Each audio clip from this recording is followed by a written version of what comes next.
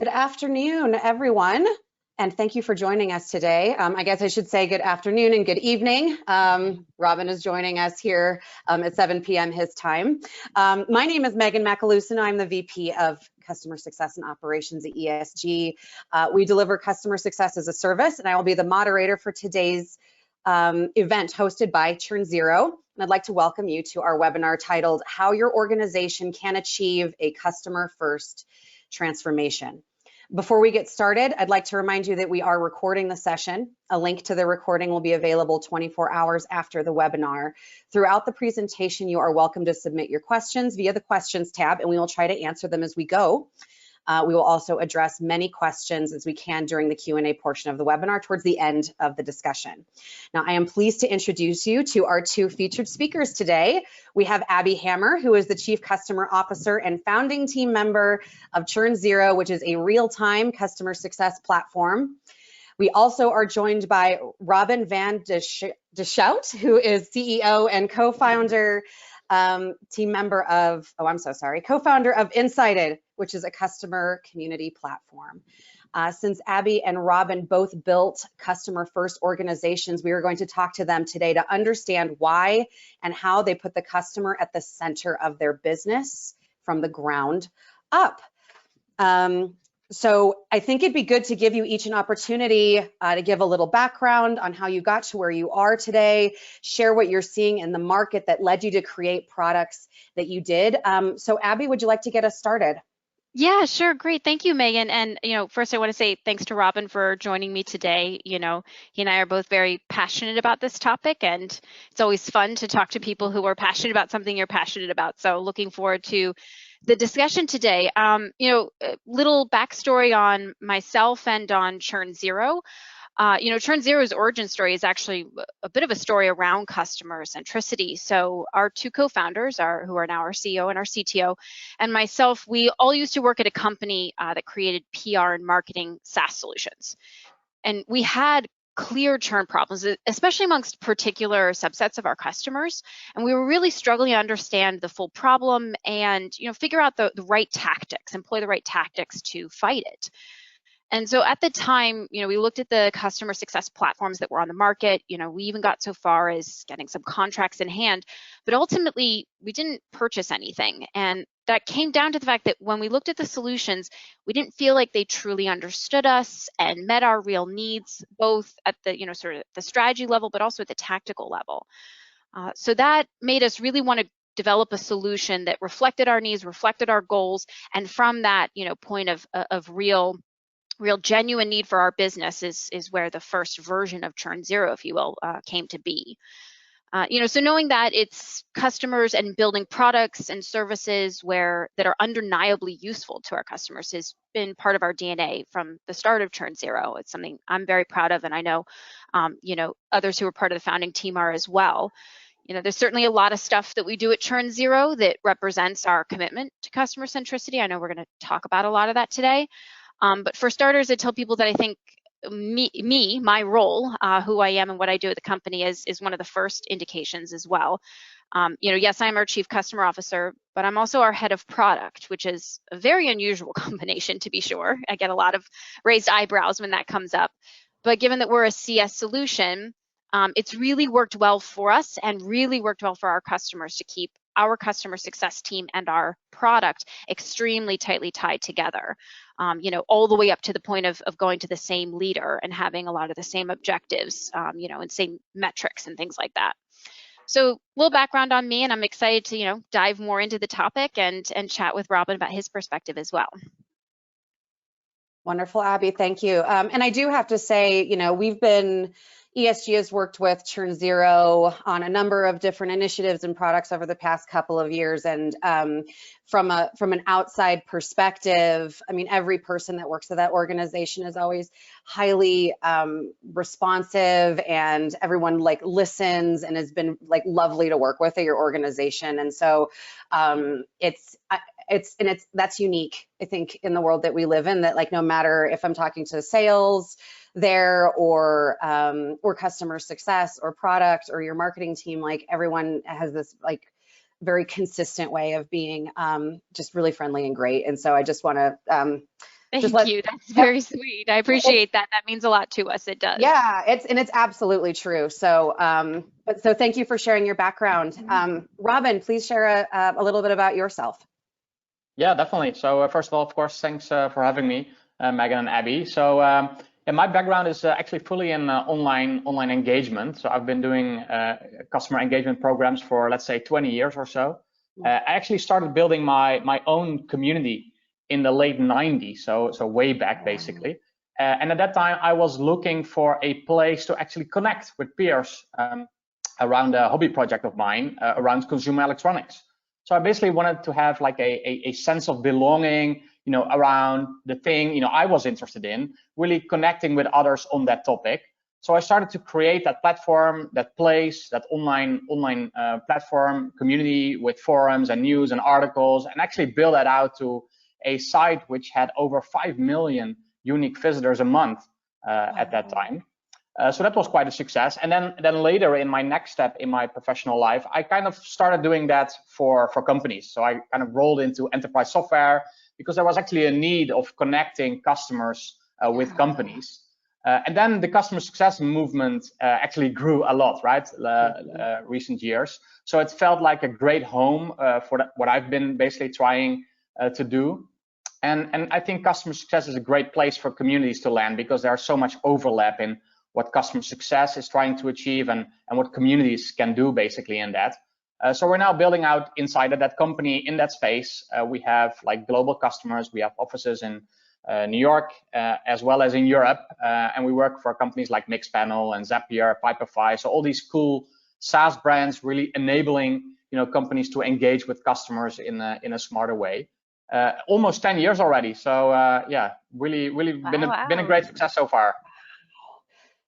Yeah, that's well ahead of the curve, Robin, and that's like what a cool like journey from early times, right?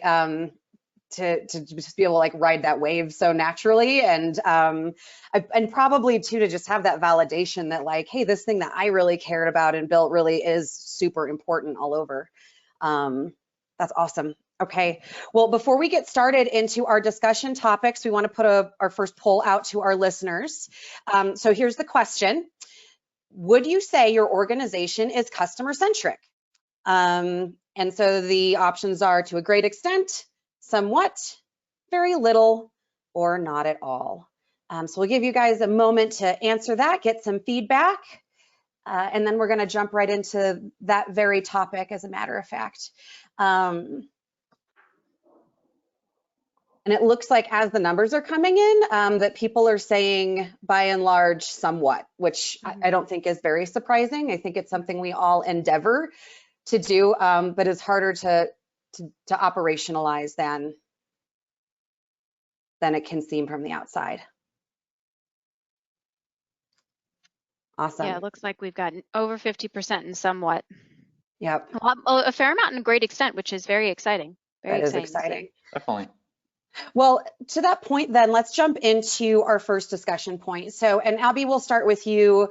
From your perspective, what does it mean to be truly customer centric? So we throw that out into a poll, and I'm sure everyone kind of has a different idea of what they think that means. But for you, how do you define customer centricity? Yeah, like all things that I think resonate, the idea of being customer centric really resonates with a lot of us. So in some ways, I think the term gets overused almost, to cover a whole blanket of different ideas and objectives. For me, I think being customer centric really comes down to putting the customer at the forefront of every decision that your company makes. And it may seem like it's, semantics, but there's a difference between looking at a customer or considering the customer and actually trying to think like the customer. And I think that's the real distinction between doing a lot of things that are, customer focused or customer facing, but not truly making that transition into customer centricity. I think a lot of times it can be easiest to figure out whether you're customer centric or not there are some clear signs, at least to me, that signal that maybe you're not as much as possible. A lot of times I'll see like, okay, well, we talk a lot about how a decision is going to impact a customer. as opposed to, well, did we actually take a step back and talk about whether it was the right decision for the customer? Did it come before or after the decision was made? A lot of times we'll see companies that are focused really on customer service in a reactive capacity, which is an important, critical part of a business. But again, when we're thinking about trying to put the customer, think like the customer, that's where something like customer success and communities and these proactive, these proactive measures become really the differentiator. And then I think it's also about like what you socialize amongst the company. A lot of times when I look at, when people talk to me about their board meetings or about their company, all company hands, there are certain metrics that sort of drive the drum of a business. And sometimes we don't see customer centric metrics in that mix. It's not even that there aren't metrics on customers, but they're not ones that really give a clear picture about what's happening to a customer, about how the decisions the business is making are impacting the customer. So that's really where I come at when, for everything else we're talking about, like, do we do more than just look at the customer? Do we actually try to take that extra step and think like them? Robin, I don't know if you if you have a definition that's different than mine, I'd love to hear. Yeah, it's an interesting question. What is indeed the definition? I think, maybe it starts with making sure that, all aspects of your business and all business decisions, basically consider, the customer. And I guess especially, the customer experience, maybe eventually defining, value as customer first instead of maybe product first. So basically I'm saying, I think it's also not necessarily, all about sales or all about the product. It's really, understanding that the customer is really at the center of what you do, right? And I think, then the question is how you do that. Yeah, that's I guess, super difficult. How do we really understand what customers want? How do we drive customer success? I think there's no one single metric, where you can score yourself on, then you can actually, be a 10 as a customer-centric company. And I think for me, it's also, a little bit of a mindset, right? I think overall, we should strive for a great customer experience, a great customer outcome. But if you look at, how the best companies do this, I think, at least, a key thing is that you need to think of customer success not so much as a department only, but really as a mindset, right? Because it's not just a couple of people who can drive this. And also, if you look at it from a customer perspective, they don't really care if they're dealing with sales or marketing or support or finance. They just want to have a great experience and a great outcome across the board. So I think companies have to make sure that everything is online, right? Marketing should advertise the right value. Sales has to make sure that the ROI they claim basically is correct. The onboarding should go smooth. The product should work and provide value. Even the billing process, in a way, should be a good experience. So I think as a customer success department, you definitely have your own specific tasks, but you also need to help, the entire organization driving into the right direction. And that's, you guys said a couple of really interesting things that I think meet well. So Rob, when you talk about like, does the whole company have the mindset, right? And Abby, when you were talking about what customer metrics are you presenting to your leadership and to your board, I feel like we still hear a lot like, well, don't talk about your customer metrics to your board or to your CFO because really all they care about is the number, right? Like that, I still think we live in a world where that is probably by and large very true. But we're getting to a place where we're starting to say, hey, the reason why your NPS or your CSAT or your engagement or your adoption or like go down the list of what your company measures is so critical is because without that, we don't see that revenue come, right? And so it's important to bring, I think, Abby, you mentioned like front and center, that customer experience to the highest level of your organization. So like the vision is the same for everyone. And it sounds like for both of you, that's probably been easier because the companies start out that way, right? Like if you can start your business with that mindset, that probably goes a really long way. But as we talk about those internal teams and structure pieces that we started to dig into, I think a lot of folks that are listening probably are in organizations that are transforming to try to be more customer centric versus they were able to kind of originate that way. So Abby, in terms of how you look at customer centricity from an organizational and a team structure standpoint, what are the things that ChurnZero does that you think could help people understand that better? Yeah, so I'm going to start by echoing something that Robin said, and that is that, there is no one team, even if you have a clearly defined customer success role, that is responsible for making the company customer centric. Yeah. It is a mindset. It's not a department. It's a mindset. Now I do think that customer success, the team, can lead the way and act as a very important centralizing force, but true customer centricity requires you to be cross-functional. And I think when we talk about cross-functional, we think, all right, well, if we communicate with one another, that's going to happen. At least in my experience, you've got to be a lot more proactive and prescriptive about what you do. So down to like, okay, what exact meetings do we need to have? What metrics are we going to circle around? How are individual teams structured to meet those metrics and goals? How are they maybe even compensated on those things? So instead of just hoping that, hey, if we circle up once a month and have a customer meeting, that's going to result in something, bigger and better, actually taking the steps and saying, what are the actual actions we need to do to get to a place of where we have consistent focus on the customer.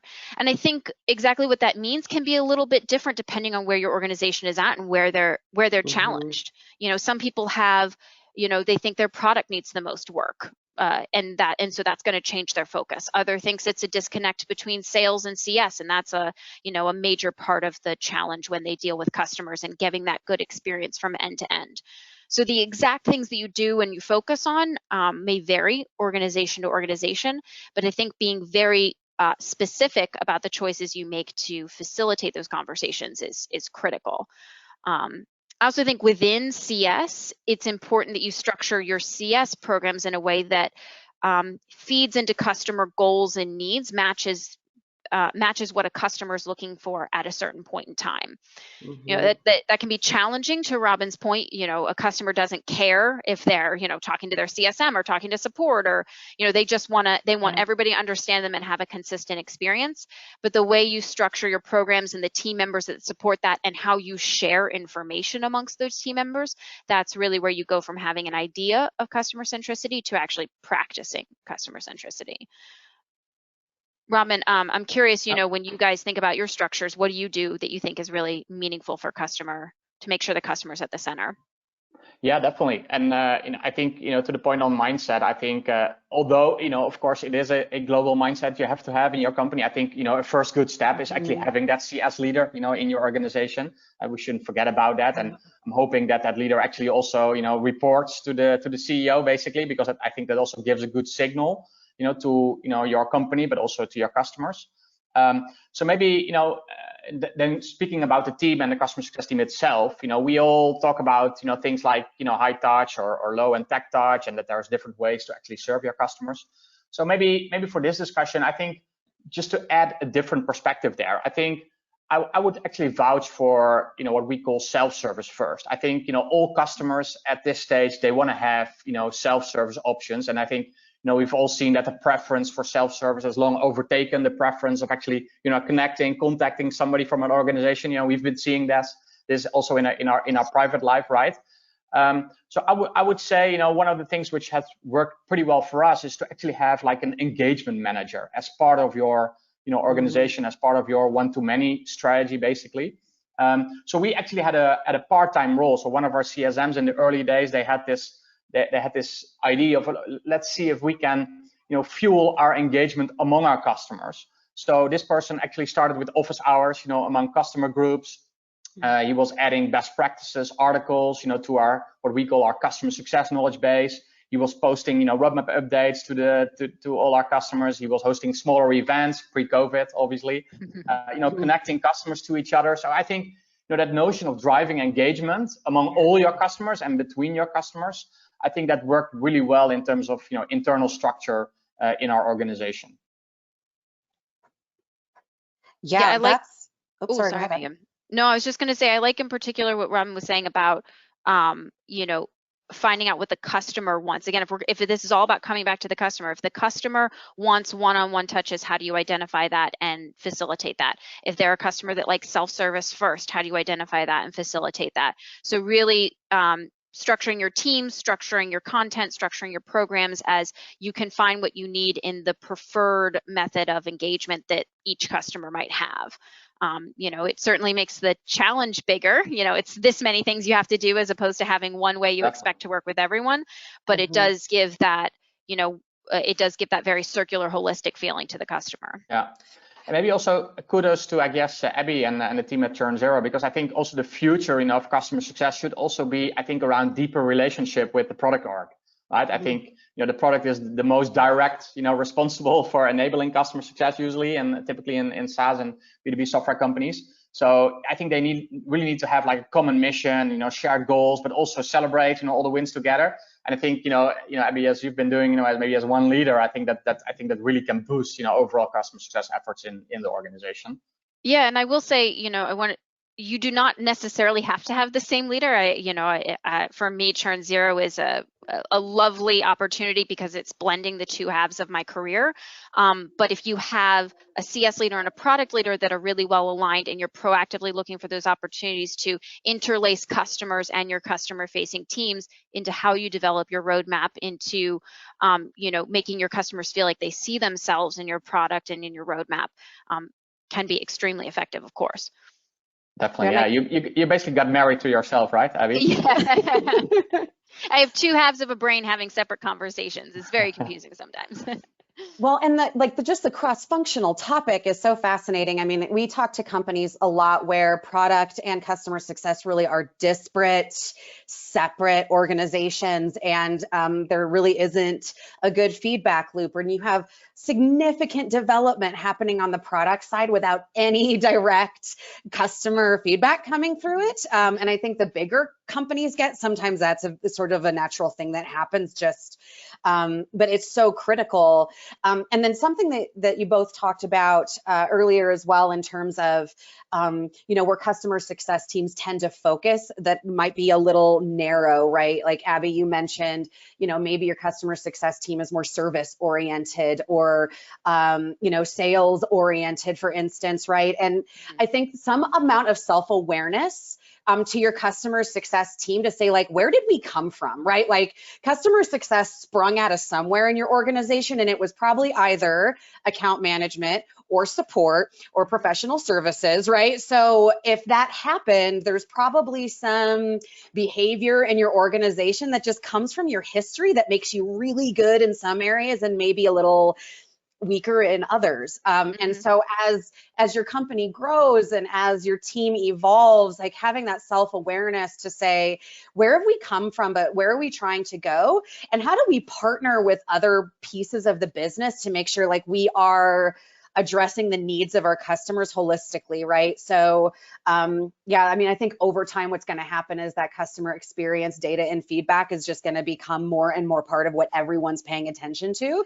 And customer success is right in the middle of all of those spokes, right? So how do you encourage organizations around you to work together? Or in Abby's case, just just do product yourself. So anyway, it's just all really good. And advanced thinking, I think, from both of you, because I think a lot of companies are still trying to understand how to work in that manner. I think you touched on an important point, Megan. I know we're going to talk about this, so maybe I'm dragging us there a little too early, but I think the data is a really important point. To your idea that customer success is sprung up from a lot of places. I work with a lot of teams where the customer success team has not had autonomy over their own data. They've been reliant on other teams or other departments to understand data, even when it's about the groups that they work with, when it's about their customers.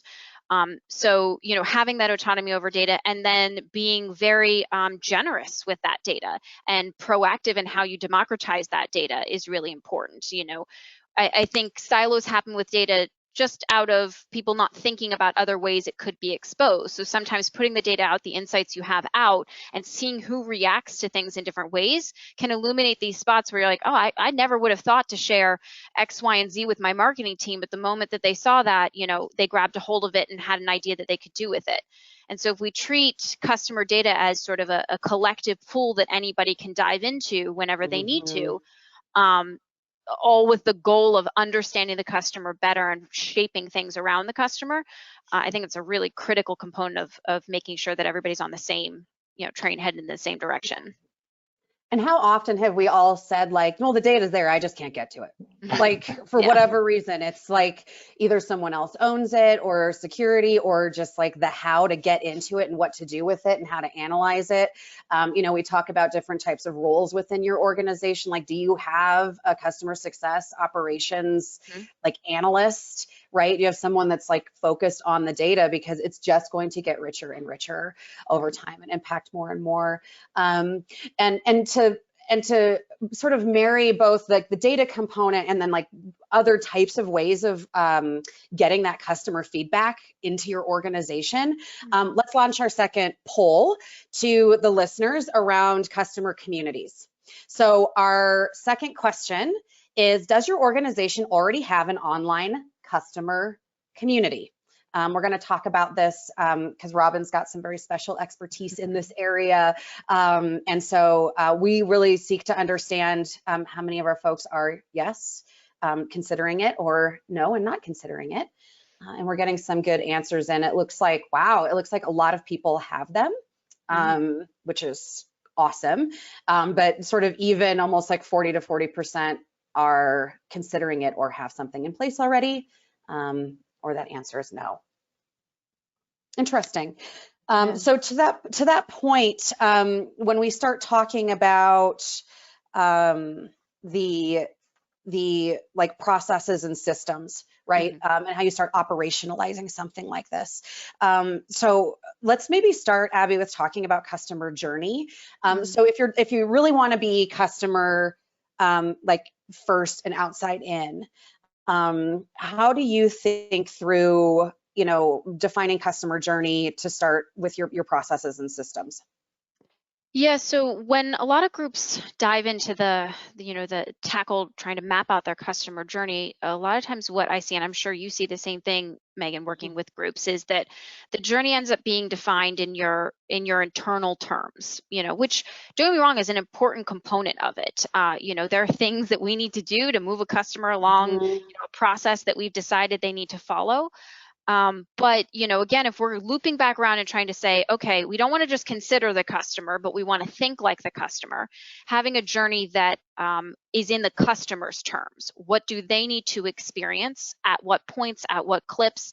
They purchased for a reason. How long does it take to get us to that reason?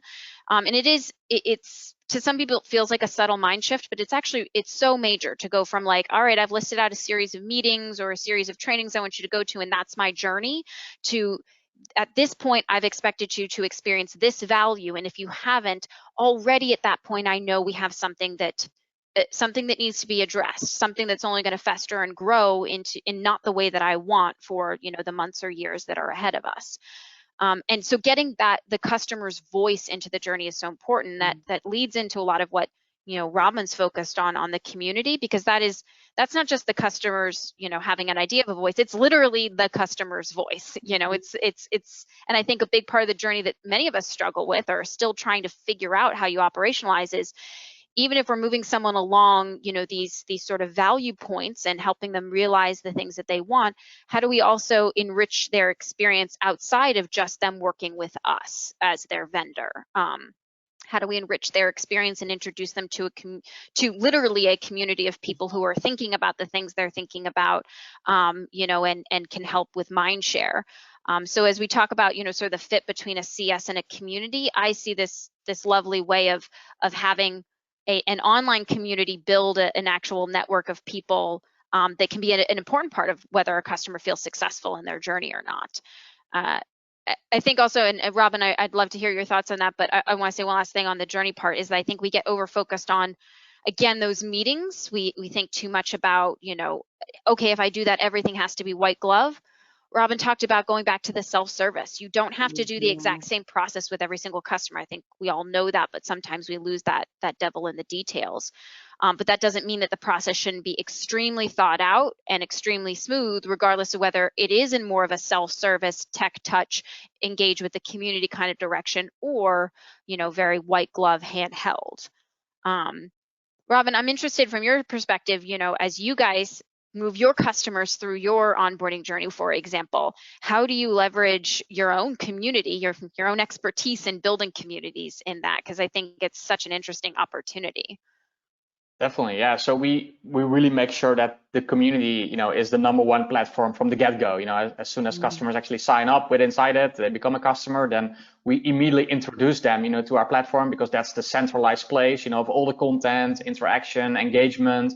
Even most of our onboarding actually happens, through the community, because there's a lot of best practices and how-to content, which is, on the platform used in these onboarding processes. But even before that, to be honest, I think there is a lot of companies who are looking for a community. They even become active on our own community, right? So real prospects just browsing through our portal, see how we interact with our customers, see how we interact and react to feature requests, for example, which come from existing customers. See what type of thought leadership content we actually publish and best practices we share among our customer base. So actually, the journey, from many of our current customers actually started way before they became a customer, and that's, I think, also super powerful if you have an open, transparent, public platform, which is part of your own digital experience.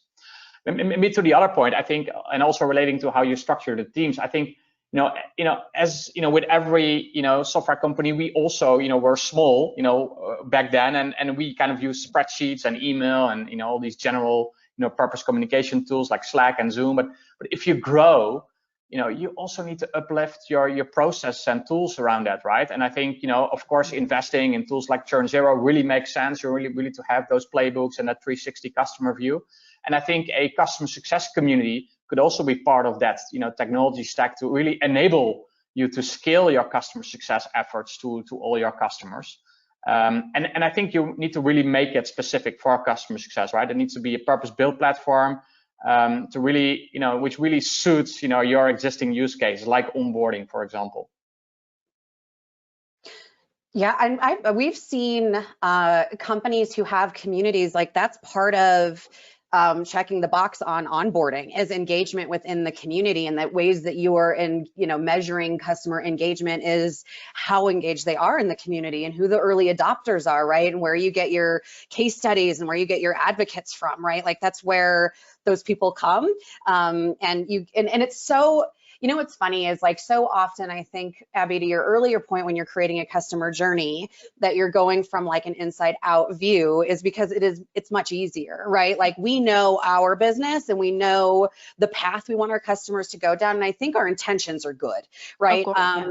But it's actually really hard to pull those thoughts and those feelings in a really specific way from customers without having what can be a very awkward conversation, or like, how do I ask this in a survey? They've probably gotten 10 surveys this week. Like, how am I going to get like this from them? But in a community, you can see it in a very like natural and kind of relaxed setting that I think is probably really hard to replicate in other ways. Yeah, it reminds me a bit of, the best sales tactic is a happy customer who acts as a referral or a reference, and the same thing is true in CS. If you've got a happy, active community that, wants to talk about where they're succeeding and how they're succeeding and share with others, like, I can ask a customer to do something 10 times.